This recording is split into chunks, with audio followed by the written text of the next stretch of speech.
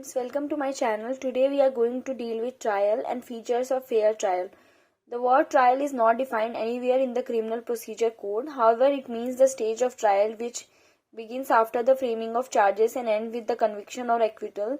The main aim of criminal justice system of India is to ensure fair and impartial trial of each and every accused who has been put behind the bars in the Indian territory.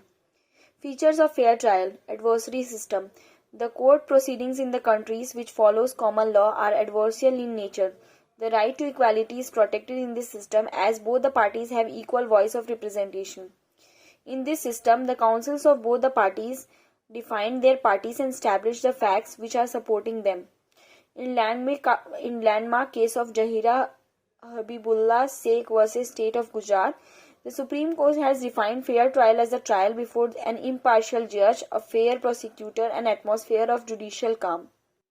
Independent, impartial, and competent judges. Separation of judiciary from executive. The independence of judiciary means that judiciary is not interfered by the government of India.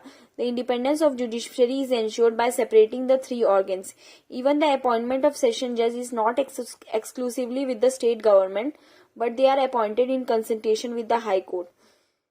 Courts to be opened. The right to open court is another principle of fair trial. It is said that openness of a court brings more fairness to the trial.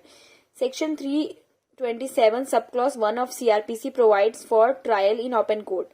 In Kehar Singh vs. State, it was held that the public trial in an open court acts as a check against the judicial caprice and impartiality of administration of criminal justice. Nemo debit is judex in propria causa. No man ought to be judge in his own cause. The judge or magistrate not be personally interested in a case.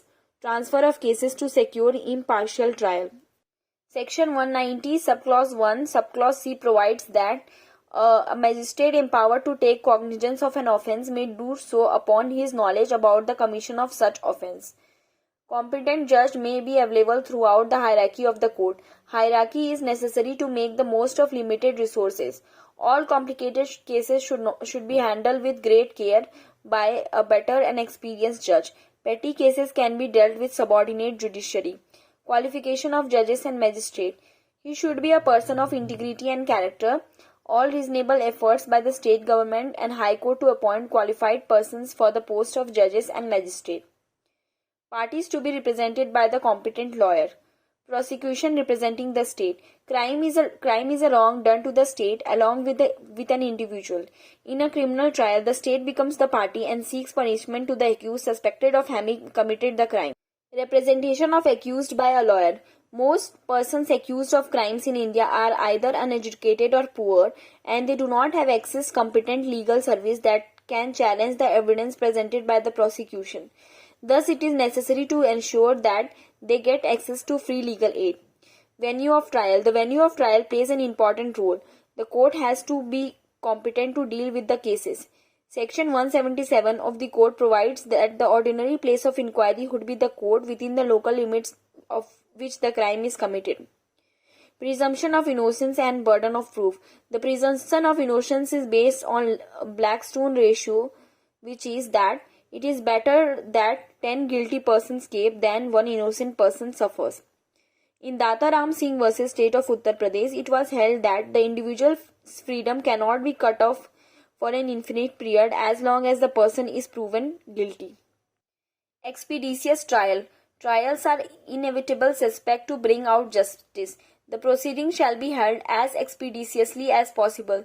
Speedy trial is an essential ingredient of reasonable, fair and just procedure. In Husainera Khatun vs. State of Bihar, the development of right to speedy trial through the case decided by the various High Court and Supreme Court. 7. Right of the accused person at trial. Right to know his accusation. In order to enable the accused to prepare his defense, it is essential that he is informed of accusation against him. Right of the accused to be tried in his presence. The personal presence of the accused throughout the trial would enable him to understand properly the prosecution's case as it is unfolded in the court. Evidence to be taken in presence of accused. Except when otherwise expressively provided, all the evidence shall be taken in the presence of the accused. Right to cross-examine prosecution witness. It is an important right for the purpose of defense. A criminal tries which denies the accused the right to cross-examine the prosecution witness is based upon weak foundation and cannot be a fair trial. Right to produce evidence in defense. The burden of proving the guilt is entirely on the prosecution. The law does not bar the accused from producing evidence which can disprove the cause of the accused. Doctrine auto ferris acquit and auto ferris convict. It means previously acquitted and previously convicted. If a person is tried and acquitted or convicted of an offense, he cannot be tried again for the same offense or for the same facts.